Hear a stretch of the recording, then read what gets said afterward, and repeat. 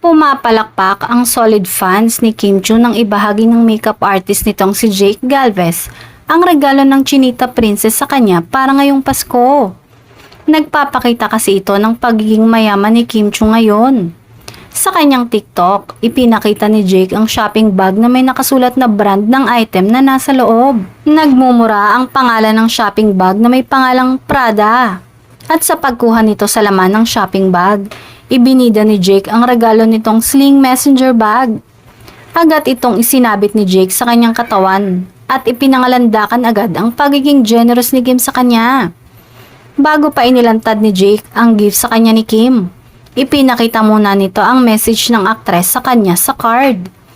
Ipinakita rin nito ang chips na unang inilabas sa shopping bag. Say nga ni Jake, may chips pala sa Prada. Say nang nag-repost ng video ni Jake sa X, ang syala ng gift ni Kimmy for Jake Galvez. Syempre, hindi lang ito post tungkol sa makeup artist at sa gift nito mula kay Kim. Ngunit ang mas inaabangan ngayon ng mga fans ay kung anong magiging regalo ng aktres sa rumored boyfriend nito na si Paulo. Kilala kasi si Kim na generous pagdating sa pagreregalo.